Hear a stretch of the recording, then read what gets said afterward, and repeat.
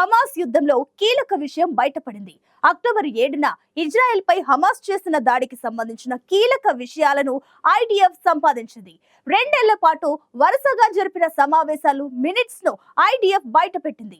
ఇందులో ఇజ్రాయెల్ పై ఎలా దాడి చేయాలి, ఏమేం ఉపయోగించాలి అనే దానిపై సుదీర్ఘంగా చర్చించారు. మరోవైపు ఇజ్రాయెల్లోని కీలక ప్రదేశాలకు చెందిన భారీ డేటా బేస్ ఉన్నట్లు బయటపడింది. డ్రోన్లు, శాటిలైట్లను ఉపయోగించి సుమారు 17,000 ఫోటోలను సేకరించింది. ఈ విషయాలను తాజాగా న్యూయార్క్ టైమ్స్ బయటపెట్టింది.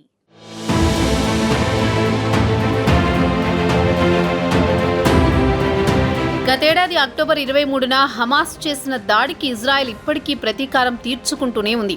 ఏడాది కాలంగా జరుగుతున్న ఈ యుద్ధంలో ఇప్పటి వరకు 42,000 మంది ప్రాణాలు కోల్పోయారు. ఏడాది కాలంలో ఇజ్రాయెల్ హమాస్కు చెందిన వందలాది మంది మిలిటెంట్లను హతమార్చింది. ఇజ్రాయెల్ వరుస దాడులతో పాలస్తీనా పౌరుల ప్రాణాలను బలి తీసుకుంటున్నాయి.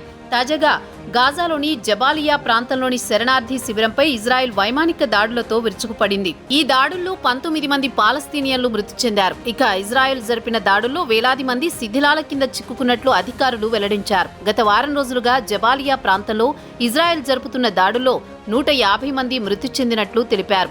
ఈ దాడుల నేపథ్యంలో ప్రజలు ఉత్తర దక్షిణ ప్రాంతాలకు వెళ్లకుండా గాజాలోని హమాస్ అంతర్గత మంత్రిత్వ శాఖ హెచ్చరికలు జారీ చేసింది. ప్రజలకు సురక్షితమనుకున్న ప్రాంతాల్లోని దాడులు జరుగుతున్నాయని ఆందోళన వ్యక్తం చేసింది. ఇజ్రాయెల్ సైన్యం తమ పౌర ప్రాంతాలను స్థావరాలుగా ఉపయోగించడాన్ని హమాస్ ఖండించింది.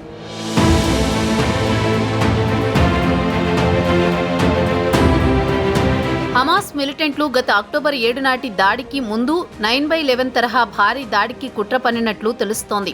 ఈ మేరకు అమెరికా పత్రిక వాషింగ్టన్ పోస్ట్ కథనం సంచలనంగా మారింది. ఈ దాడి కుట్రకు సంబంధించిన రికార్డులను ఖాన్ యూనిస్లోని హమాస్ కమాండ్ సెంటర్ నుంచి ఇజ్రాయెల్ దళాలు స్వాధీనం చేసుకున్నట్లు తెలుస్తోంది.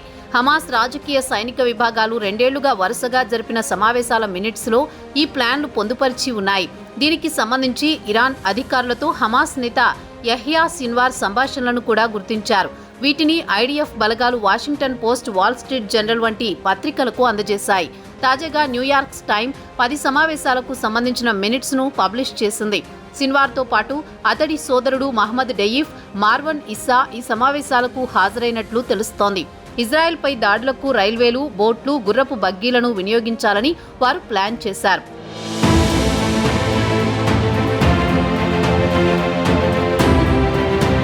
అయితే వాషింగ్టన్ పోస్ట్ కథనంపై తాజాగా ఇరాన్ స్పందించింది.